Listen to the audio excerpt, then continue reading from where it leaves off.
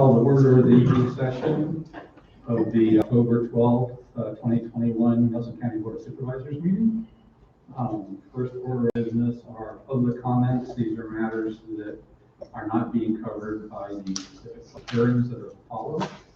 I'm going to go ahead and read the protocol for public comment procedures. The chair, myself, I will call the speakers up from the sign-up sheet. When your name is called, please come to the podium, speak into the microphone, try to speak clearly, you are being taped.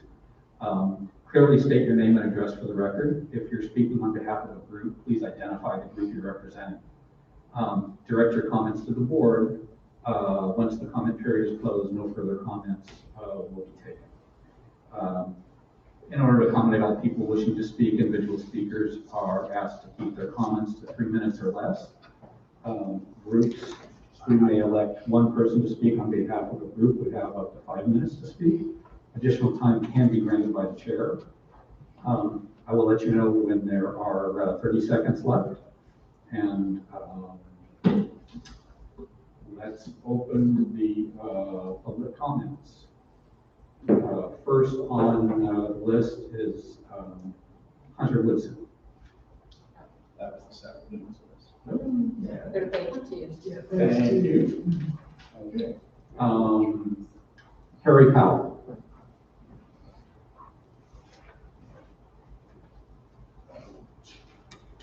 You need the name, address, and all that? Yes, sir. Harry Powell, 4011 Stage Bridge Road, Shipman, 22971.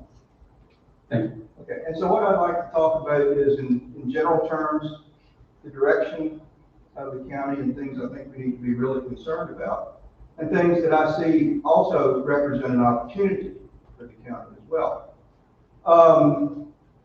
And I'm especially concerned, as it's probably no secret, about large resort-type, event-space type developments that put the significant demands on residential neighborhoods. And what is the benefit to the county for such a situation? And we could claim a short-term benefit, perhaps of some tax money and some temporary jobs for construction and so forth. But I think we have to look further down the road, because we also know that young people are leaving the county in record numbers. And we're already seeing, for example, diminished enrollment in our elementary schools. And that's going to propagate itself right on through the pathway. If we develop things like this and put in these event spaces and so forth, what are we going to tell our children is the reason to stay in Nelson County? Are we going to tell them, gee, if you aspire to get really good grades in school, perhaps you can stay in Nelson County and become a housekeeper? Or maybe if you're really good, you could become waitstaff or a wine server. And is that the future we want for our children? Now, I think we've got some opportunities that we can exploit. And I think we need to look further than what's going to happen next year or 2 years from now. So, for example, let's think about what we've got. We've got excellent transportation via Route 29. We're within less than an hour of 2 well-serviced airports. We've got the best internet, perhaps, in the whole state, right here in Nelson County. I know that my internet at home is literally 3 times faster than the internet I have at UVA, which is a pretty amazing thing.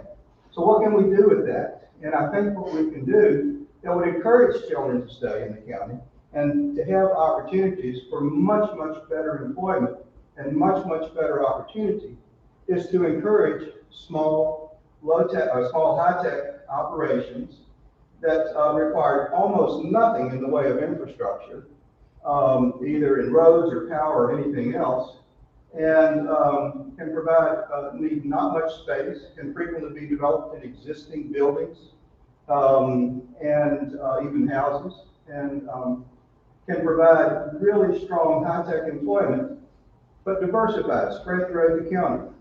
And I think that that is a real pathway forward for us. We have everything right here that those people need, including natural beauty and a peaceful way of life. It would be very attractive to entrepreneurs. We also have locally good resources at UVA through the engineering school. Virginia Tech is not too far down the road and also provides good resources to help people develop these small high-tech operations. And I think that's a real pathway forward that we need to look at very carefully, and to look at not encouraging these large event spaces and things like that. I don't think that's productive for the community, it's not productive for the residents, and I think that it is a bad pathway to take. So, thanks. Thank you. I don't have anyone else signed up. Would anybody else wish to speak during public comments? Okay, I'll close the public comment period, and we'll go on to the public hearings. First public hearing is a rezoning request for 161 Avon Road. All right, this is a request to rezone property from B1 conditional to R1 residential with a concurrent special use permit request to allow 2 vacation houses. This was heard by the Planning Commission. Public hearing was held on September 22nd. Property is located at 161 Avon Road in the North District and is 1.19 acres.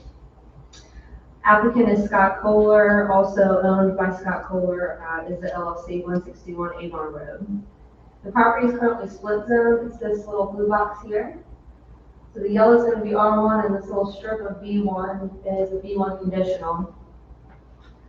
So the southern portion contains 1 dwelling and accessory structure and is zoned R1, and the northern strip containing another structure is zoned B1 conditional.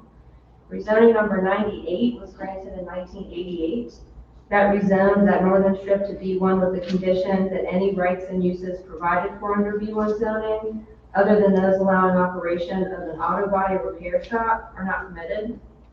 There was a rezoning application in 2016 that did not come to fruition, where a contract purchaser of the property was requesting to rezone from B1 conditional to B1 to allow manufacturing use. The GIS site does not distinguish between B1 and B1 conditional. According to the applicant, the previous owner was utilizing the structure as their primary residence. It's unclear when the structure was converted to the dwelling use. In discussions with the current owner, staff recommended the proposed rezoning to R1 to align the zoning designation with that of the adjoining properties, with a concurrent special use permit to allow both structures to be utilized as vacation houses. At their meeting on September 22nd, Planning Commission voted 5-0 to recommend approval of the rezoning and special use permit. There were no speakers at that public hearing.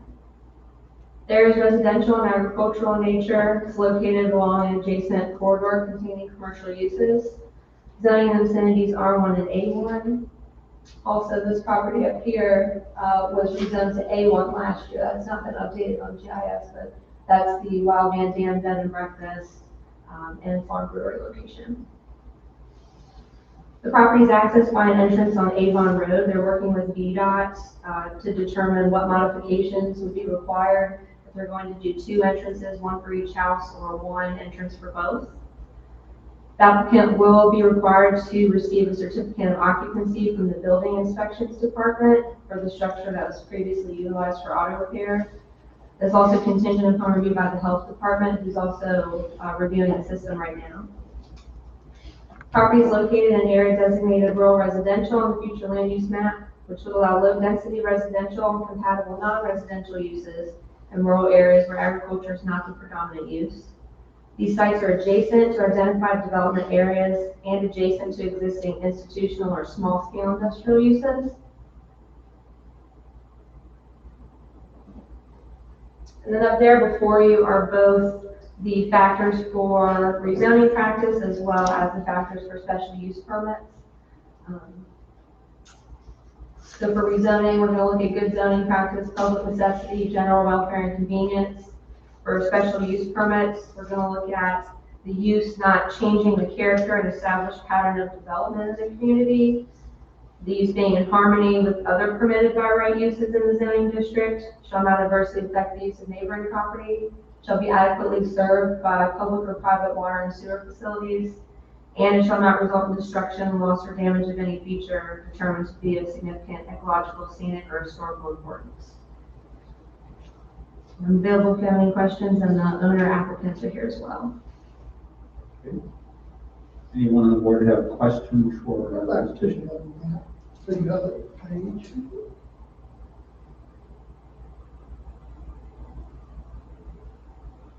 Now, show me which end of that is on, what's that again? Right there, This is entrance to Avon Road, from where, from 151. which end? It's Patrick Brothers at the bottom, and the house with the red telephone. Here's Tambar. Okay. So Avon comes all the way back around out at the Anderson store. Okay.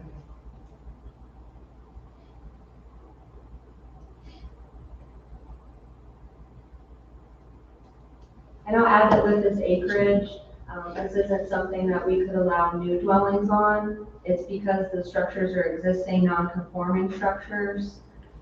They would be permitted to utilize them for residential occupancy of a single-family dwelling. But because they're requesting short-term rental use is where the special use permits come into play. This was an A1, would it be the same scenario? Two non-conforming buildings? In the A1 district, vacation houses are permitted by right, so it would not require special The use. R1 is. Gotcha. Only if the property is split zoned with a majority being A1 is it allowed by right. in R1.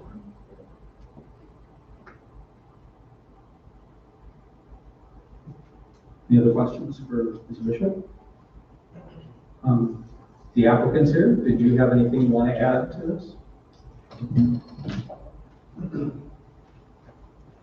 No, other than Dylan seems to be very Can you cooperative. give your name, please? Oh, Scott Kohler, address 2041 Mountain Road, Afton. Yeah, and Dylan seems to be very helpful. We did try to, before we purchased the property, call and get an understanding of how it was zoned, and it was our belief when we purchased the property. And again, the records are challenging here, like you said, there's difficulty in distinguishing between business or commercial use and then commercial use with the special conditions. So it was only after we had purchased the property and we were looking to register it and go through the proper taxes and so forth that we discovered that we had to go through this process in addition to that. So I think everyone was trying to do their job and diligence, but here we are trying to do the right thing. So that's all I have to say. Okay. Does anyone have questions? Do you own the yellow section all the way down? I do not. No, that's owned by, we actually contacted them to make them aware of this. They live in Florida, of all things, but that is a vacant property. It actually looks more like swampland there in the corner. If you think of that, it has a couple of signs in the front yard, but basically it's a vacant lot just south of us.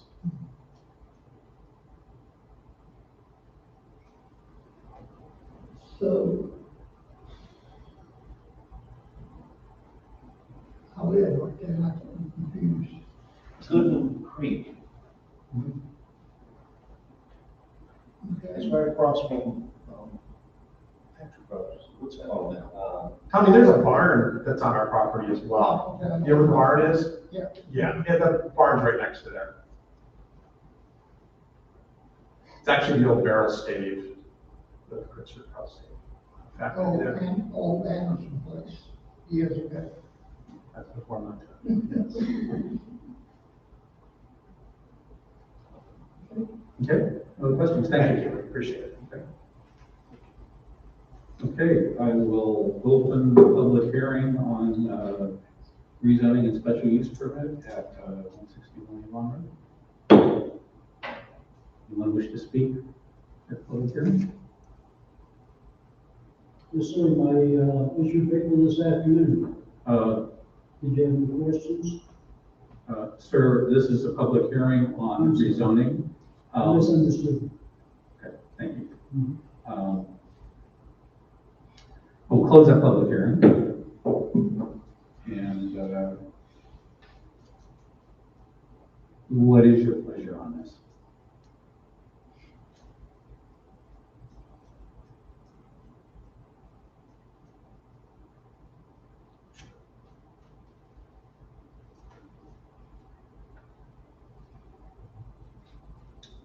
Can we get a motion?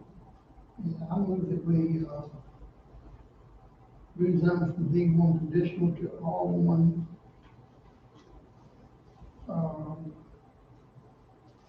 I have like glasses.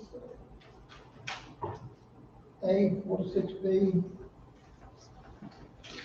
parcel 6, dash A46B, 161 Mandan Road. Okay, and special use permit also. Yes. Special use permit. Do you want to include the standard stuff that comes from the planning commission? What's that? The recommendations from the planning commission? So planning commission, we've taken the stance that all the necessary local, state, and federal approvals are included before this gets approved anyway. Sure. So we haven't been adding those as conditions. Okay, great. Second. Got a motion and a second. Any further discussion? Okay, call roll. Mr. Barton? Yes. Mr. Park? Yes. Mr. Rutherford? Yes. Mr. Harvey? Yes. Mr. Reed? Yes. Thank you. Next, we have the consideration of special use permit at Patrick Henry Highway to allow campground use.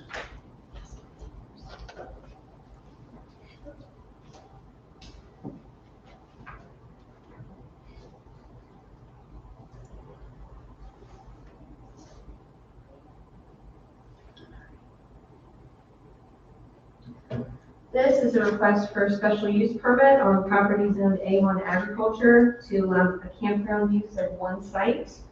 Planning Commission heard this with a public hearing on September 22nd. The property is located on Patrick Henry Highway, this blue outline right here.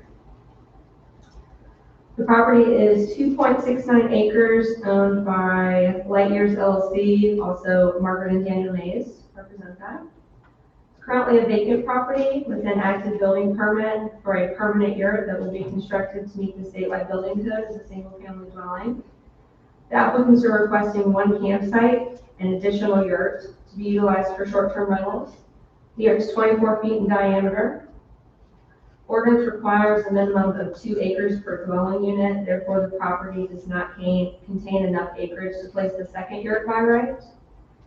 Any place used for transient camping where compensation is expected to stay in a tent, travel trailer, or motorhome is classified as a campground. And a tent is defined as a structure or enclosure constructed of pliable material which is supported by poles or other easily removable or disassembled structural apparatus. At their meeting on September 22nd, the Planning Commission voted 5-0 to recommend denial of this application to the Board of Supervisors. There were 3 speakers at the public hearing in opposition to the request. There is residential and agricultural nature. It's located approximately half a mile south of the intersection of Route 51 and Beach Grove Road, where Douglas Backbone and the new corner bed and breakfast are.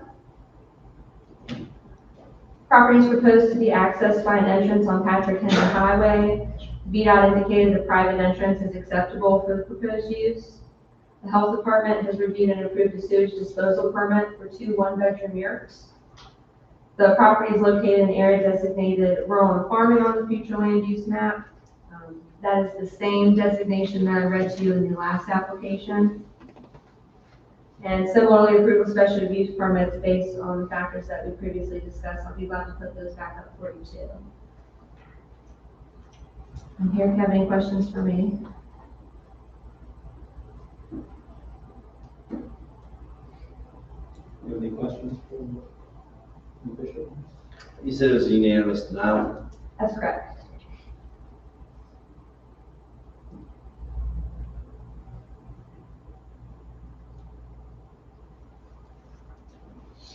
Do you know if the applicant is present? Don't believe so. Do not see them here.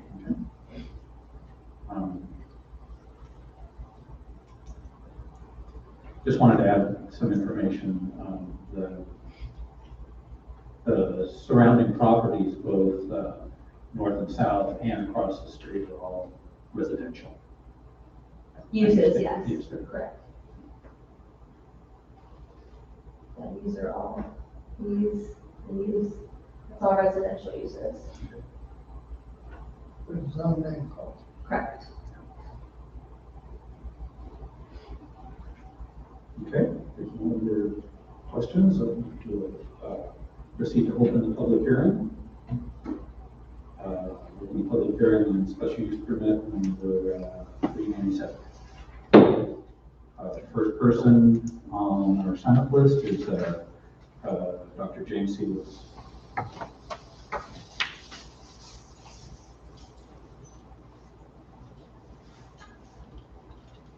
Ladies and gentlemen, I think the far enough stuff. If you can please give your name and I'm James C. Lewis, MD, retired at 173 Old Orchard Lane. In a moment, I'll show you where we are on that map. At the Planning Commission, originally a couple of weeks ago, we discussed this in great detail. One of the major issues is that all the surrounding properties are basically residential. And one specific observation by the chair at that meeting was that the property had vehement disagreement by the local neighbors. We were very concerned that all of our properties fit the normal requirement for a residential property and all the amenities and necessities that go with it, whereas this property is smaller and not technically going to be a residence, but nonetheless is going to be a temporary abode for people visiting, as she said, with campers, or other such materials. And our basic attitude is that for those of us who have residences in the area, we came here for that particular purpose, and we played by the rules, sought out all the requirements, fulfilled all of the necessities for occupation, building, etc. And we would like to have those rules simply extended uniformly to all the adjacent properties. So we want you to know that in a democratic society, we are voting, and we're letting you know how we feel about it. So thank you very much for the opportunity to express that.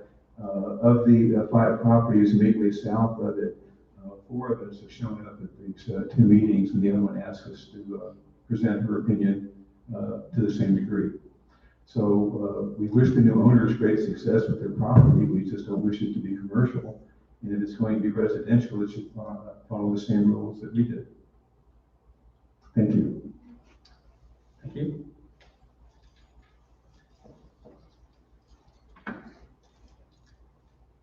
Alan Adele.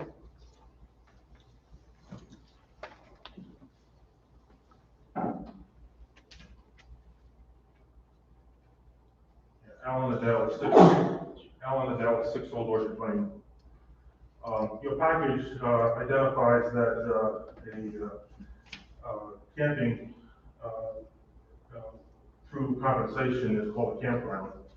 And when I looked through the code, all the campground rules fell under commercial and business zones. So this is an attempt to put a commercial enterprise into a residential neighborhood. The application talks through that one year would be a permanent residence. At the planning commission meeting, she said it would be for her mother. But if the mother decided to move out in the near future, it would be rented. The second year by the application was supposed to be for family and friends to visit.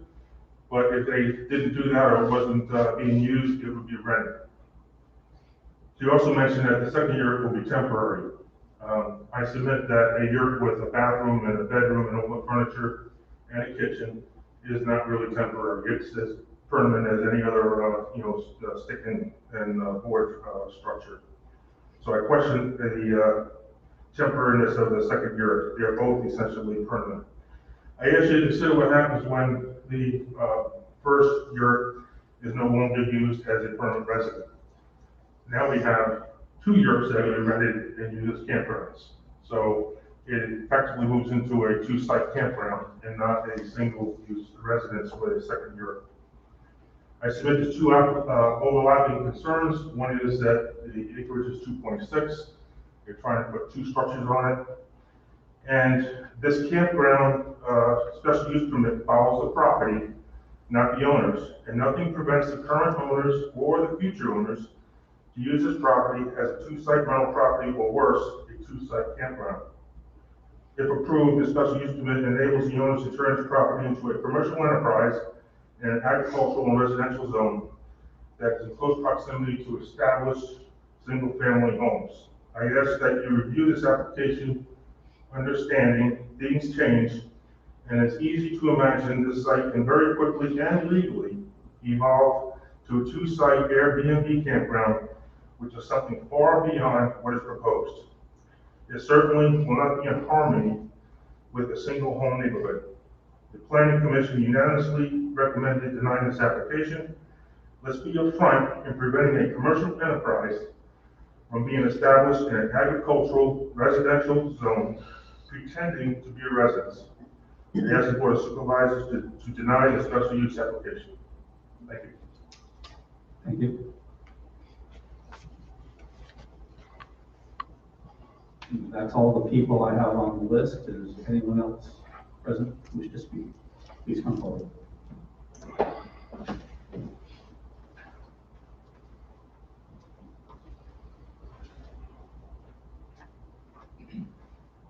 My name is Sue Waterman, and I live at 125 Old Orchard Lane.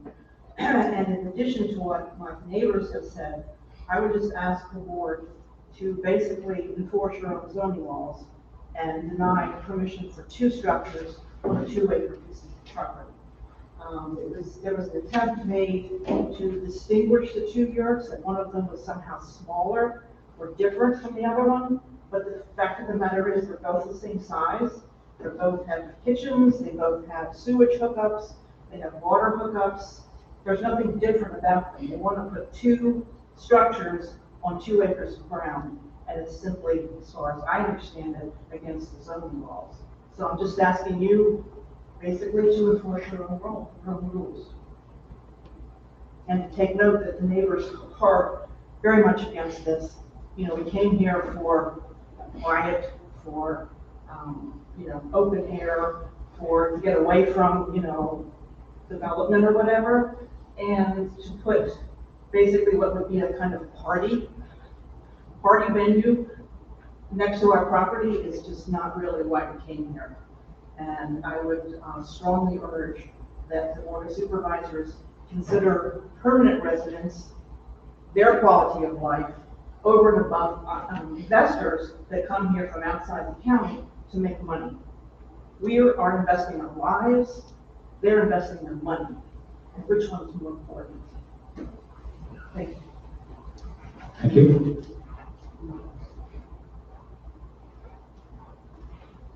Anyone else wish to speak on this? Okay, so we'll close the public hearing.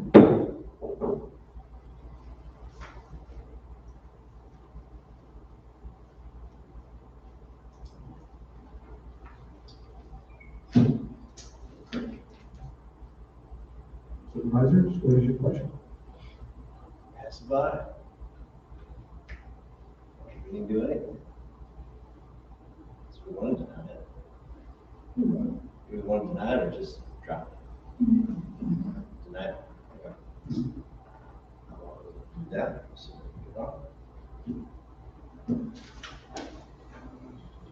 Mr. Chairman, I move that we deny special use permit number 397. Second. Any further discussion? Roll call. Mr. Harvey? Yes. Mr. Barton? You voted yes or no? Yes means no. Yes. Mr. Carr? Yes. Mr. Rutherford? Yes. Mr. Reed? Yes.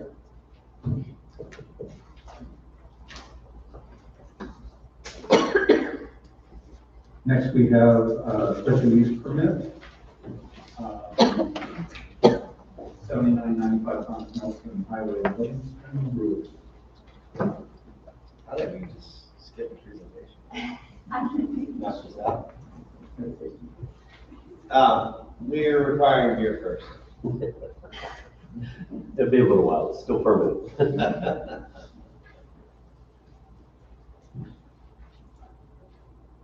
Here's the big picture.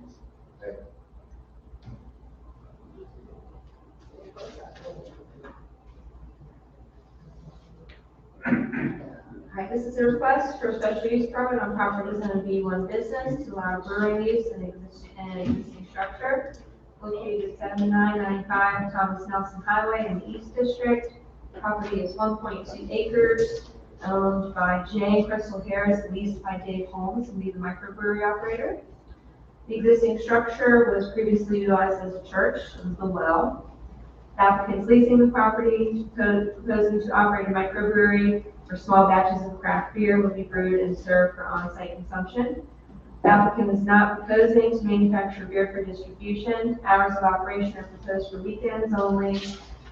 At their meeting on September 22nd, the Planning Commission voted 5-0 to recommend approval of the special use permit.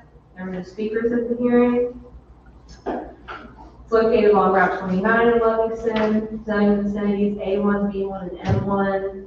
It's accessed by an existing entrance on Route 29. There's sufficient parking to support the proposed use. He's working with VDOT to determine what level of maintenance and modifications to the existing entrance would be required.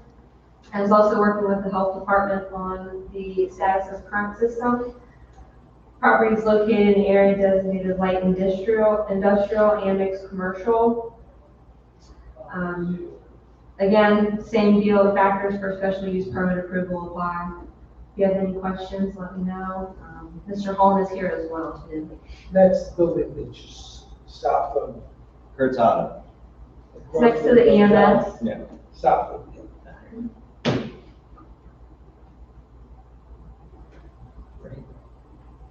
Any other questions? Okay, the applicant's here. Do you have anything you wanted to add to this? My name is Dave Holmes, 285 Harlow Lane, Arrington. Thank you, gentlemen, for hearing this. Nothing to add. I'm just, would be more than welcome or more than happy to answer any questions.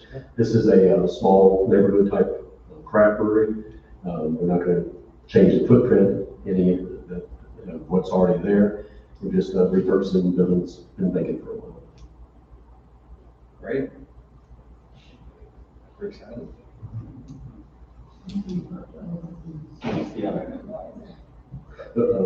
One question came up during the planning meeting. We were working with an engineer to possibly use the existing septic system. Engineers have now approved the system where we will be looking into the public sewer water. Instead of trying to revamp the septic and possibly having future issues, we're just going to look directly into the public sewer. Thank you. I think that's right there too. It's easy enough. I'm sorry, any other questions? You actually hooked on to water and sewer? Yes, sir. We will build these. Okay. Thank you.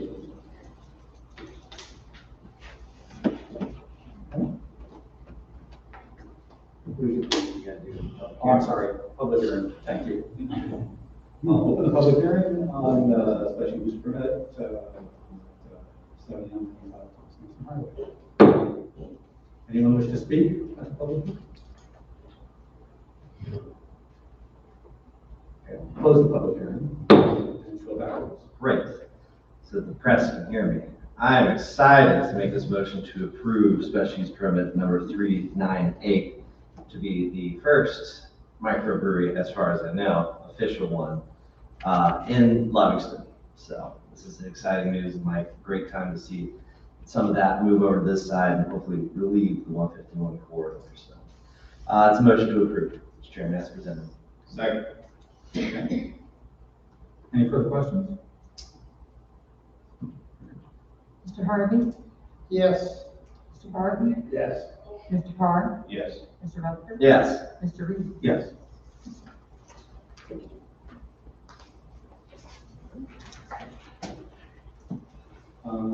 Next we have a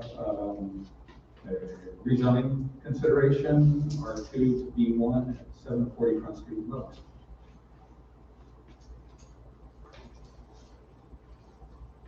I'll also add to the last one that the board recently amended the ordinance to allow breweries a special use permit in the B1.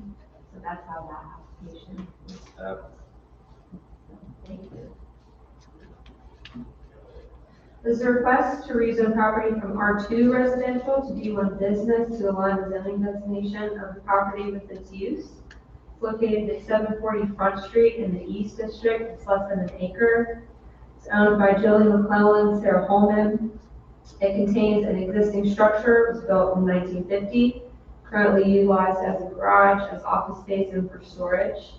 According to the applicant, the building has previously been home to a grocery store, car dealership, auto parts sales and service, and its office and storage space. When zoning districts were established in the county in the 70s, this property was designated R2 residential. There are no development plans as part of this request. The owners are simply proposing to align the zoning designation with the existing use. At their meeting, the planning commission voted 5-0 to recommend approval to the board of supervisors, and there were no speakers at the hearing. There is commercial and residential in nature. Zoning in the vicinity is R2, B1, and that purple is SE1, which is service enterprise. Property is accessed by an existing entrance on Front Street. VDOT indicated that at the time the property does change uses or further develops, they would require some level of urban retrofit. The property is located in an area designated rural small town on the future land use map, which is defined as a well-defined center of activity following Nelson's historic small town pattern of guided streets, creating blocks with sidewalks, and includes residential and small-scale commercial uses, as well as places for civic and public use. It's also designated commercial on the Confidence Rural Small Town Development Model for Livingston, and is intended to be planned in the future for mixed-use development. This is the correct zoning. Close-up of the building here. There's an excerpt from the comprehensive plan. Shows the building here.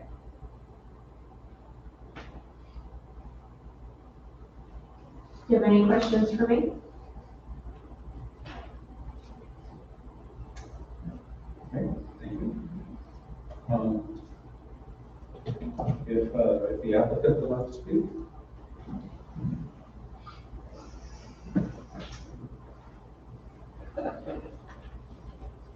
I'm Sarah Holman, 1162 Sandy Creek West, Dallas 4. Our family owns this property, and we had someone contact us over the summer wanting to put a commercial business in the property, and that's when we found out it was zone number 2. And I learned about the layers on the map, how to find them. The zoning. And then looking at the plans that the county has for that area and the possibility of the grant for pedestrian walkway from whatever, where Mountain Mall is down to Theater Drive. Dylan talked about it, and, just go ahead and see if we can get it rezoned so everything is already in place in advance prior to any possibility of the county writing a grant to do anything for that area. And so that's why we're just trying to get it the way it's supposed to be there. I guess that's the best way to put it. Anybody have any questions for me?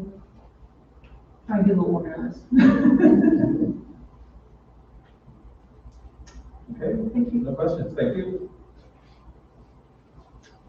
Okay, then I will open the public hearing on the rezoning at 741 Street in Livingston. The first person who signed up to speak is Ed Hicks.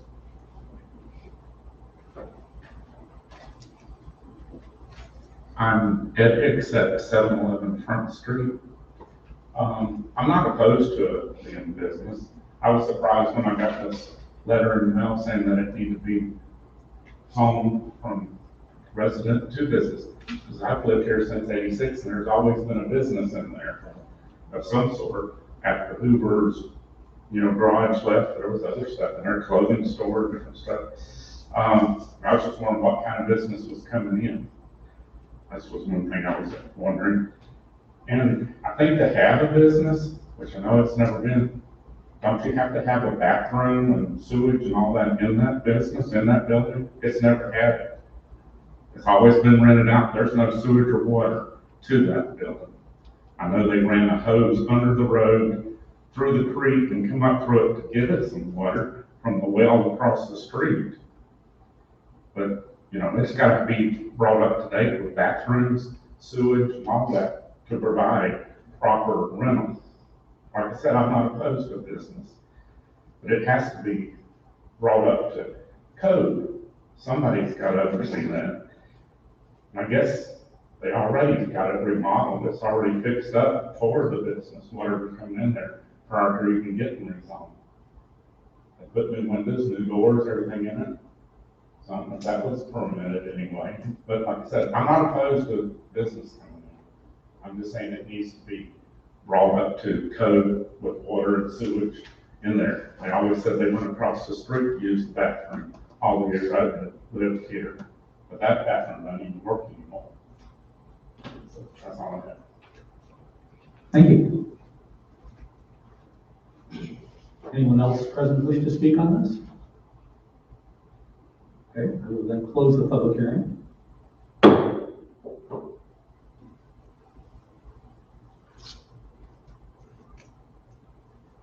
right. Mr. Chairman? Of course, if there's any issues with regulators or you have concerns, if there's any violations of that nature, I would always say to the public, we're not that group. The Department of Health, the building department, if there's anything of that nature, I would suggest go there. And if you have any concerns, particularly, go speak to Dylan in regards to the use. For us today, we're determining the future use of this and trying to get that cleaned up. So, with that being said, I am excited to hopefully approve this rezoning. This is a motion to approve rezoning number 399 R2 to B1 of the property 58B 322A. We have a second? Second. I saw that building in the building, but the street is looking for revitalization. Livingston is critical. I'm actually delighted that when they made some use, like you said, any sort of building was going to have to come off the health codes. Yeah. That's not what we're deciding. No. Any of that process has to go through Dylan, Mr. Miller, Ike, all that. Yeah. So. Yeah, I'll just add, any change of use in any building has to go through building inspections and planning and zoning. And what we're doing is acting as a middleman to make sure that the health department's satisfied, VDOT's satisfied.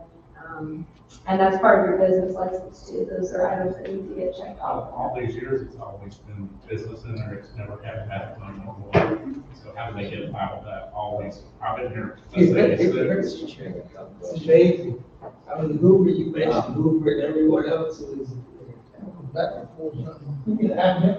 Yeah, and it just depends on the use, but the building code does have sections for each. Mr. Chairman, I call a question. Second. We have a second. Okay, good. If the discussion's over.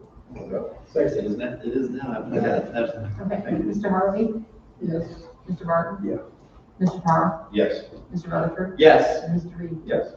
I was wondering if you're gonna get the theater going again. One thing at a time. That's what I would like to say. It's expensive. Mr. Chairman, I do remember another business what I was going to bring up earlier. Security down the hall mentioned they wanted to add another security camera down in the juror room or somewhere pointing down that hallway. Have you heard about that, Steve? I think we heard about it off and on. I think that responsible. You can do it, so. Yeah, if you could just ask the sheriff if that's what he wants to do, because security asked me, if it's not a safe license to do it, just keep it up. We might even have a camera sitting around, so. That's it. Okay. Okay, do we have any other business? Daryl, Mr. Lane came and I think he got confused. You want to say something else? Can we give him the opportunity to do that? We can. But basically, I'm still Daryl Lang at 532 Megan Lane, Shipman, Virginia, 22971. Yeah, I thought this afternoon we agreed that you'll get an opportunity to look this over. And if you had any questions. There's not much more I can say than what's in the front paper. We have some opportunities to leverage our tourist industry here. And I really think if people, if it ever comes to a referendum on relocation of the statue, as I said, I believe in the second paragraph of, opening the letter, the people who vote ought to have detailed, comprehensive information about the background of the statute, and what it means to people in Nelson County. And I'm not really sure, the people here today are really that learned, don't get me wrong, that's not down, about the history of the county as far as the county being a war zone. The last 2 weeks before, after minutes, you're familiar with that at all. If not, and this goes into talking about the cemeteries. We've got 463 cemeteries in Nelson County. And it would be an outlier if any of those were Confederate cemeteries. Because when people died in the Civil War, they were buried usually mass graves, depending on the particular battle. But Nelson County, except over at the Belmont Cemetery in Williamstown, which was actually the home of the lady who was proprietor of the Williamstown store. There is a cemetery there. You know, I did research on that, and the people, the only 2 headstones out of 32 there, they died of disease.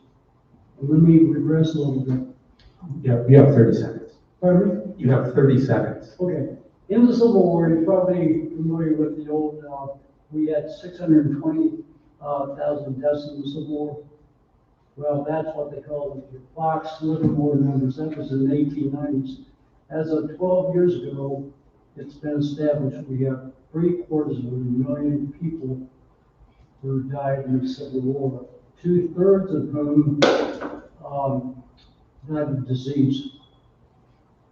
No, I can't really go any further than that, but, going back to the main thing, we need to keep the statue, the memorial, on the grounds, for several reasons, as I put in, tourism being one, and it represents what we don't have. We don't even have a cemetery, empty mausoleum. We need something to, memorialize the people who gave their lives here. Not just the soldiers, as I said. Soldiers, you've got 8 letters. Citizens, you've got 8 letters. You can change it around there. Thank you. Chairman, I move that we adjourn this meeting. Second.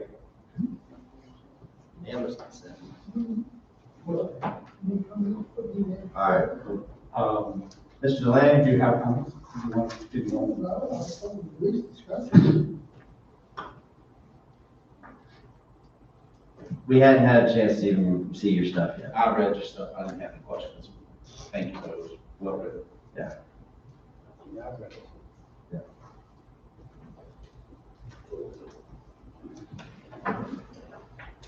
Yes, and thank you for your comments. So we have a motion and a second. Second. Mr. Harvey? Yes. Mr. Martin? Yes. Mr. Carr? Yes. Mr. Rutherford? Yes. Mr. Reed? Yes.